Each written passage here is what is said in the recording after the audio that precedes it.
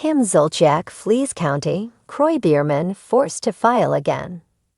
Kim Zolciak and Kroy Biermann's relationship and its problems have made headlines over the past few months. Notably, Kroy recently called for another divorce petition. This time it was all the more notable as Kim had recently left the county. Kim Zolciak and Kroy Biermann have been filing for divorce since 2023. Kim is arguably best known for being one of the original cast members of Bravo's The Real Housewives of Atlanta. She has also notably appeared on Dancing with the Stars, competing during the 21st season. Kroy is a former American football linebacker, arguably best known for playing with the Atlanta Falcons. He and Kim were married in 2011. Beforehand, Kim was married to Daniel Tos from 2001 to 2003. However, back in 2023, the couple announced their separation. Within a few months, however, the two withdrew their divorce filing, with it being refiled the summer of that year. As noted by TMZ, Kroy filed a new document this past Thursday afternoon. It was noted that Kim was living in a new Georgia county. Apparently, the move was the reason behind Kroy having to file more paperwork. As the publication noted, however, the document doesn't appear much different from the refiling from back in August 2023. It was also noted it's adding an extra step to the already long legal process. Both Kim and Kroy have sought to get the other psychologically tested. It was also noted that the couple have been trying to get away from each other over the past 2 years. At the time, the two even reportedly raced to the courthouse to file their own divorce petitions. In the ongoing years, the relationship has been the center of drama. Notably, police have made multiple visits to a Georgie house they sold and was nearly foreclosed on. In addition, creditors have made claims that the couple owes them huge debts. Reportedly, Kroy has blamed Kim, accusing her of gambling, which she herself has denied. Earlier this week, Kim had asked a judge to require Kroy take a psychological test. At the time, it was claimed he sustained CTE, or chronic traumatic encephalopathy, during his football career. For his part, Kroy had also similarly asked for Kim to be tested. This psychological exam request was reportedly connected to his claims that Kim had a gambling addiction. As previously reported, back in 2024, Kim talked about the past few years of her marriage with People. At the time, the reality star had shared, "Nobody has any idea what I've dealt with the last 2.5, 3 years of my life. I'm trying to take the high road." Have you been following this story?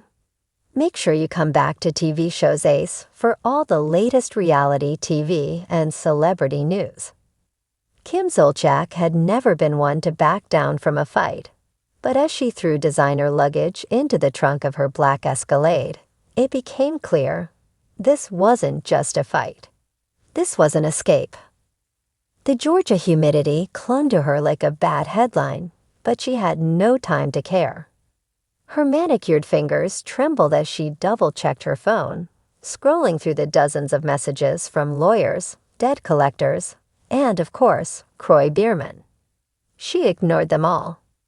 The last thing she needed was another heated exchange with the man who had once promised her forever, but now only promised her court filings and financial ruin.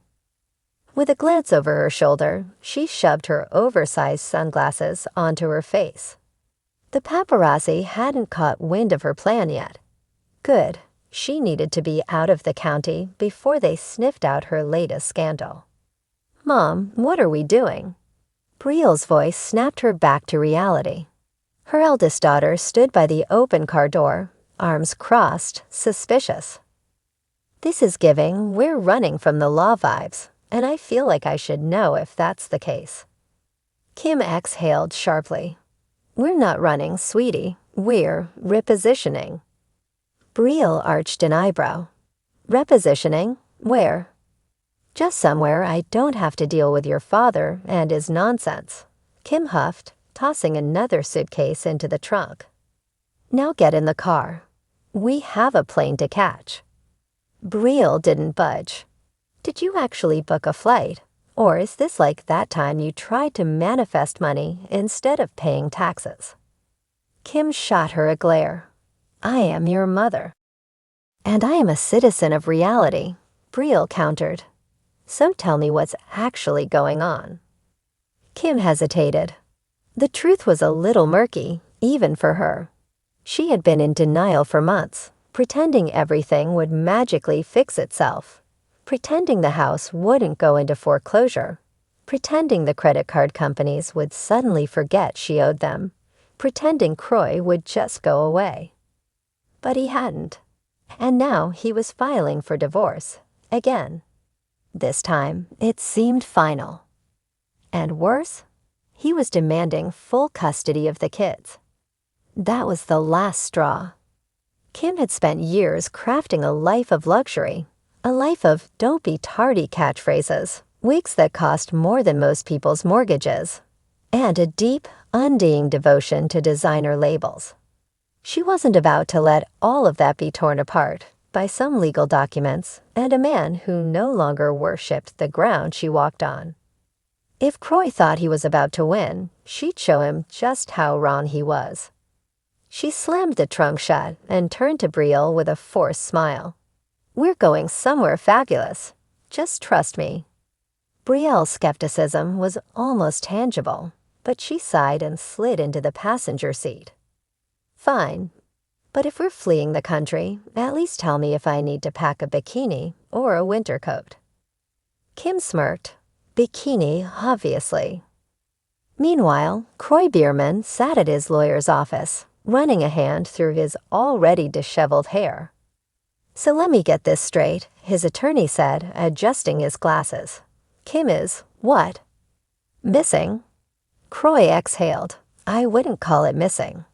I'd call it intentionally unavailable." The lawyer raised an eyebrow. "Meaning?" "Meaning I've been trying to serve her papers, and she's been dodging every attempt. No one's seen her in 2 days. She won't answer my calls, and the last text I got from her just said, 'Shia, loser.'" The lawyer sighed. "So she left the county." Kroy nodded. "Looks like it." "Well, that complicates things." The lawyer flipped through his notes.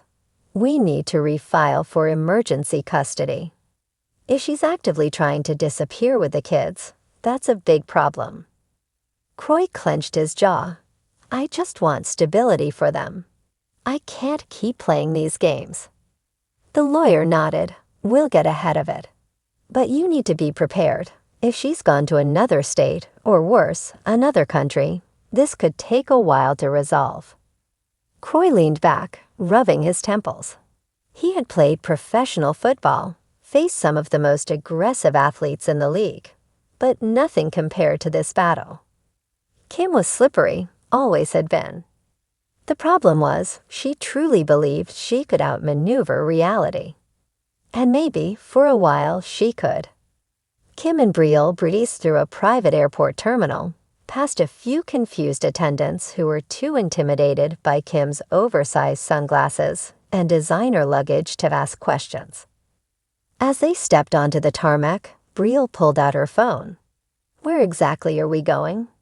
"Somewhere that Kroy can't file papers against me," Kim said with a confident smirk. Brielle groaned.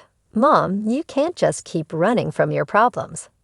At some point, you're gonna have to face reality." Kim waved her off. Reality is overrated.